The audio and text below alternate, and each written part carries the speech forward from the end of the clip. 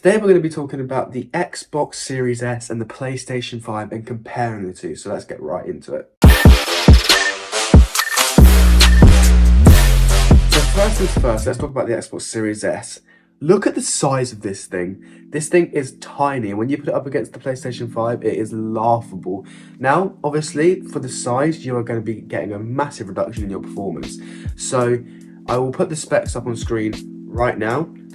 So they're the specs of the Xbox Series S. Now, obviously, I think putting these on paper isn't quite fair, and we should show you what it's like in game. So here we have Fortnite running at 4K 60 FPS, and this is the Xbox Series S. Now, as you can see, things still do look that next-gen glow and have that nice colour effect that you want when you go into next-gen. But as you can see, when we get into game, things are a different story. So things haven't slightly rendered in yet, and as you move forward, everything starts to render in around you, which isn't bad, but you would not expect this off a next-gen console, considering the PS5 does not have this at all. But is it gameable? Is it possible to be able to play this on a 4K 60 TV, get solid 60 FPS? Absolutely. This thing is absolutely fine if you want to game at 4K 60 FPS. Honestly, you will not even notice any lag or drop off I've been playing on here, and I have run both of these consoles on my main TV. I've also run my Xbox and PlayStation at 1080p at 120 FPS, and I have found that the PlayStation does keep more consistent frames and it does keep them higher. So if you are looking for frame rates and you are into more competitiveness, definitely go for the PlayStation 5 or possibly look at Xbox Series X, because they're going to keep your performance and your frames up higher. So the Xbox Series S has one HDMI port, an Ethernet port, and two USB ports on the back, one USB port on the front. It is sad to see that USB-C isn't here. I thought that maybe Microsoft might have included it with this generation of console. Now you can get it in black and in white. So if you do want to get that, the black one will be a 1TB version and the white one will be a 512GB version. Whilst we're on the subject of storage, I still think it is absolutely abysmal to be having 512GB of storage on a console. You can only have maximum of 3 games in here. I have got 3 games installed, one of which being Fortnite, Forza Horizon 5 and Call of Duty Black Ops 3. And the 3 games I have, and they're taking up the majority of the space. There is probably about 10GB left, which can store maybe 4 guys at a maximum. So if you are going to be getting these consoles, you've got to take into account that what are the storage upgrade options. So for the PlayStation 5, it is very different to the Xbox Series S and X. So for the Xbox Series X and S, you're going to have an expansion slot which you can use, when you can get straight from Microsoft, but they are expensive. Look at this price tag. That is ridiculous just for storage, and I understand that it is going to be the same speed as what is built into the console directly, but I still think that that is very expensive for an expansion slot. Then the PS5's expansion is an M.2 SSD slot. Now all you have to do is pop off the cover and then get into the SSD slot. You have to get specific SSDs that are made for the PS5, so make sure that you check that this is PS5 certified before you go and buy one. But it is now possible to do 8TB maximum on the PlayStation expansion. So the world is kind of your oyster when you're looking for a PlayStation expansion, but just be aware that Xbox is their own specific OEM one. The Xbox Series S is also really thin as well, and as you notice, the reason why this is so thin is there is no disc drive. And I think obviously for £250, I do not think that's bad, and you can pick up some pretty good deals on Amazon, either refurbished or second hand. So keep your eyes out for them, because honestly they're the best deals you're going to get on these consoles. But yeah, no disc drive is honestly not that much of a worry nowadays, considering you've got Game Pass with an unlimited spew of games. You're going to be okay for most games you want to play that are coming out that are new.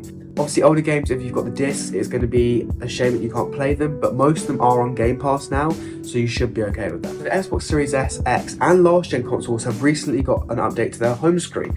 Now, this home screen has introduced some new things. As you can see, this layout is a lot more minimalist and everything's a lot smaller. So you can see your background more, and you can see different sections in the top. So you can see your settings, the Microsoft Store, your apps and your home. So compared to the PS5, it feels like they've taken a lot of inspiration from this home screen, and I feel like it is a good introduction, but I feel like if they want to do more of their own unique thing, they should maybe try and add some more features. Maybe adding music. I know this is on PS5 already, but it would be nice to have some background music, because it is really weird when you contrast the PS5 and the Xbox and you get onto your home screen and you've just got no sound at all.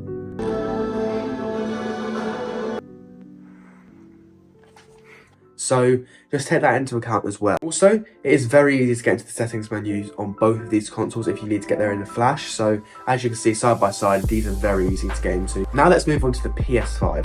Now this console I've been wanting for a while, and I managed to get my hands on it in December. So I've had it for quite a while, and I would say that you can definitely tell the price difference in these consoles. The Xbox Series S is fundamentally not as powerful as a PS5, and you are going to want to take that into consideration. But as you can see, when we get onto the home screen, the music does play, it feels very nice, and the home screen is very familiar. So in the top, you've got your settings, your profile picture, then you've got your section for media, and you've got a section for games. This is not the same on the Xbox, as you can probably tell. This is nice to have it separated, and it is a nice little feature. I feel like it's good for if you use your PS5 also as a media tool. Now, let's get into what this PS5 actually can do. Now, yet again, we are running Fortnite at 4K 60 FPS, and the game looks lovely. As you can see, we load in, there is absolutely no textures that haven't loaded in, which is nice. Now, the glow on these guns is so different compared to the Series S and the PlayStation 5. Now, you'll see that the greens are more vivid on the PS5, whereas they're a bit more dull on the Xbox. And this is just because the Xbox Series S can't provide as much power as the PS5 can. But yeah, the colours are more vibrant on the PS5, whereas on the Xbox, they are a bit more dull. So just take that into consideration. But for the price, honestly, it is kind of up to you which one you prefer. One of the other main things of these consoles is going to be their controllers, and this is the main way you control the console. Now, obviously the PS5 has a lovely controller. It's a nice size when you hold it in your hand, and it has got adaptive triggers, which you can see working in action here. Now, before you can be able to push down, you get a little bit of force feedback, and then you can push, which is quite a nice feature for when you're playing games. It adds that sort of, you know, you can click it quicker, and it adds that more like you're in the game feel. Well, like when you pull back a bow and arrow, you will get that nice bit of tension, or when you're driving a car game, you'll get that nice bit of play in the accelerator and that harsh braking. Now, whereas on the Xbox, you can see this is not present, which is quite a shame, and I thought that they very much skipped out a lot on this controller, and they just really didn't do much with it, which I was really surprised by considering it's a next gen console. But you know, what can we do? Maybe next generation they will give us this. Now, I think to finish this off, the PS4 is known for being a jet engine. The PS5 is dead quiet. Now, as you can hear, it's been running this 4K video in the background, and it hasn't literally, you can't hear it. If I put my ear near it, you can just hear a little murmur. So if you are watching TV, it is going to be absolutely fine. And when I was running Fortnite, fan did not ramp up once, so you do not have to worry about it sounding like it's about to take off. And it's the same for the Xbox Series S. That thing is not going to make a sound at all. You will not hear it when you're playing a game, and you'll not hear it when you're watching media. So honestly, these consoles are both very good.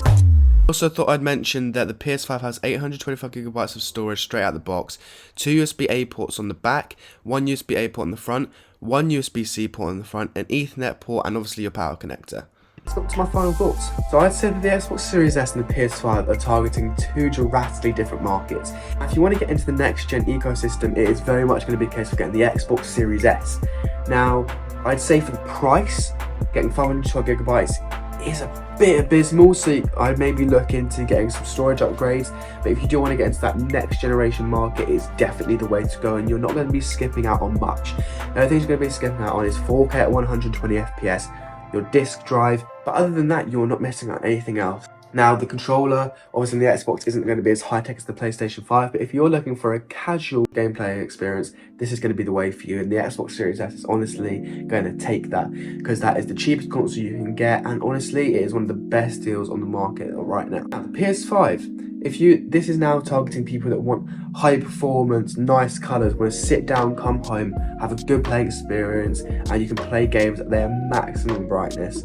Now, both of these consoles are going to share the same games, so you don't really have to worry. So if Microsoft and PlayStation have exclusives, then they're going to be exclusive to their consoles, like the Spider-Man games you will not be able to find on the Xbox, obviously. Same for Forza, it won't be on the PlayStation. But it's all about personal preference at this point.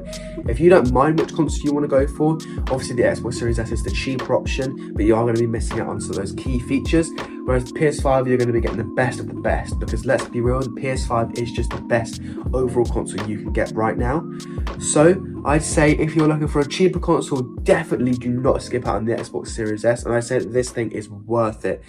And I'd say that if you're going to go for a high-end gaming experience and you don't really care about money, definitely go for the PlayStation 5. It's been Harry. Thanks for watching.